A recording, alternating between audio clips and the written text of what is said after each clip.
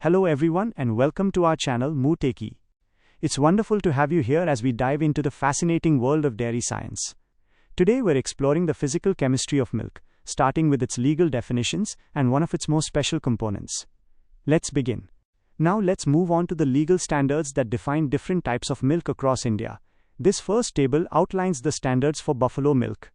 For buffalo milk, designated as raw, pasteurized, boiled, flavored and sterilized, the standards vary by region.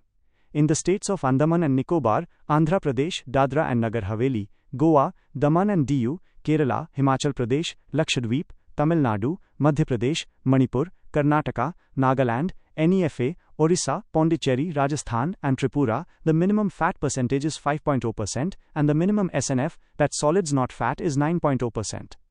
However, in Assam, Bihar, Chandigarh, Delhi, Gujarat, Maharashtra, Haryana, Punjab, Uttar Pradesh and West Bengal, the minimum fat requirement is higher at 6.0%, while the minimum SNF remains at 9.0%.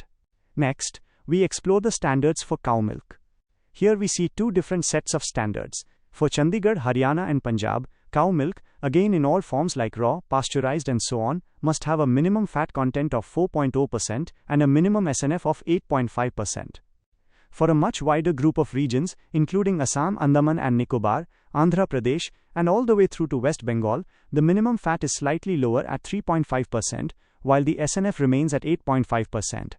Coming up, we'll discuss the standards for other types of milk. For goat or sheep milk, across a long list of states from Assam to West Bengal, the legal standard sets a minimum fat of 3.0% and a minimum SNF of 9.0%. And for a mixture of milk from different species, the standard applies across all of India with a minimum fat of 4.5% and a minimum SNF of 8.5%. Now, let's shift our focus to something truly remarkable: colostrum. Colostrum is the first mammary gland fluid secreted by mammals during the first 5 to 7 days after calving. Its composition is incredibly unique. It's actually similar to that of blood and differs significantly from regular milk. It's packed with both nutrients like proteins, fats, lactose, essential fatty acids and amino acids, and also non-nutrients, which are biologically active substances.